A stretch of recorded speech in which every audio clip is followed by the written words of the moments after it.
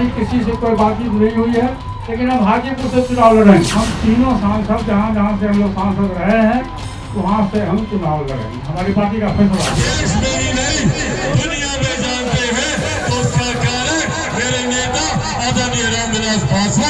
हाजीपुर हमारा है और हमारा रहेगा। मैं पहले भी कहा कि मेरे अंगने में तुम्हारा क्या काम, जमीन से हार रहा है तो जमुई छोड़ को भाग रहा है। पासवान जी के नेतृत्व में अंतिम समय में उन्होंने मुझको अपना उत्तराधिकारी माना। जब आपको अपने ही धोखा देते तो फिर आप बाहर वालों पे आप क्या उंगली उठाएं? न चाचा पीछे हटने को तैयार, न भतीजा मानने को राजी।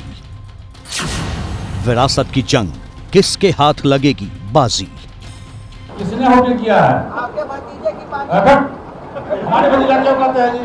उसने तो कहा दिया कि मेरा खून उसके खून में फर्क है, तो मेरा भतीजा नहीं है। उसने तो कहा दिया ओपनली कि आपके खून में मेरे खून में फर्क है। आप देखे होइएगा कि लास्ट ईयर भी। दिक्कत तो ये है कि उन्होंने कभी अपना माना ही नहीं ना।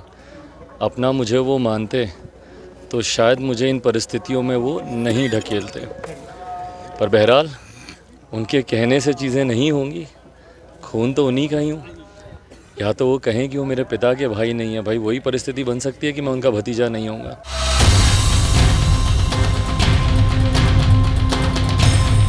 यूं तो बिहार में चाचा बनाम भतीजा वाली जंग अक्टूबर 2020 में रामविलास पासवान के निधन के बाद ही शुरू हो गई थी।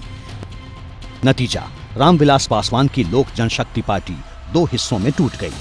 रामविलास पासवान की विरासत पर दावा ठोक रहे पशुपति पारस और चिराग पासवान ने अपनी अपनी नई पार्टी बना ली।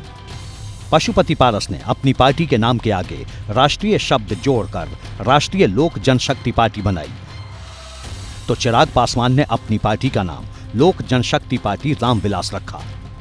खास बात यह है कि अब ये दोनों पार्टियां एक ही गठबंधन यानी एनडीए का हिस्सा हैं, जिस पर अब चाचा बनाम भतीजे की नई जंग का आगाज हो गया है। चिराग पासवान हो या उनके चाचा पशुपति पारस, दोनों ही एनडीए में अपनी बड़ी भूमिका चाहते हैं। लेकिन एनडीए की अगुवाई कर रही भारतीय जनता पार्टी के सामने मुश्किल ये है कि वो दोनों पार्टियों को मिलाकर 5 से 6 सीट ही देना चाहते हैं, जिसमें एक सीट हाजीपुर भी है, जिस पर दोनों ही पार्टियों की दावेदारी है। हाजीपुर पासवान परिवार का गढ़ माना जाता है। ये वो सीट है जहां से रामविलास पासवान कई बार चुनाव जीतकर लोकसभा पहुंचे।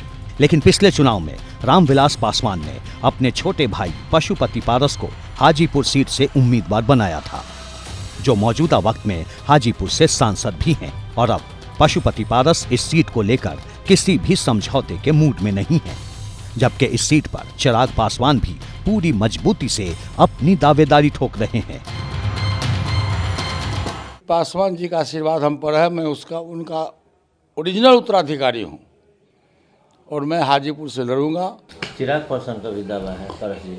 आप तो उनसे पूछिए कहाँ लड़ेंगे, जमुई क्यों छोड़ के भाग रहे हैं, क्या कारण है, जमुई छोड़ के भागने का कारण क्या है। हाजीपुर का आपने जिक्र किया, फिर ये पुनः उन्हीं विषयों में से है जो कि गठबंधन के भीतर चर्चा के लिए हैं, बट क्योंकि इसके ऊपर चर्चा हो चुकी है इसीलिए हाजीपुर को लेकर मैं कह सकता हूं कि वो लोक जनशक्ति पार्टी रामविलास का ही प्रत्याशी हाजीपुर से चुनाव लड़ेगा।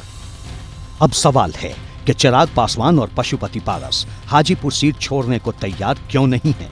इसे समझने के लिए हाजीपुर सीट से पासवान परिवार के कनेक्शन को समझना होगा।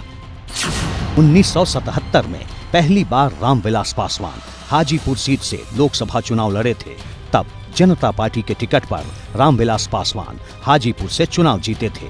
1980, 1989, 1996 और 1998 में भी पासवान हाजीपुर सीट से चुनाव जीते। 1999, 2004 और 2014 में भी रामविलास पासवान हाजीपुर सीट से ही लोकसभा पहुंचे। लेकिन 1984 और 2009 इन दो चुनावों में रामविलास पासवान की हाजीपुर सीट से हार हुई थी।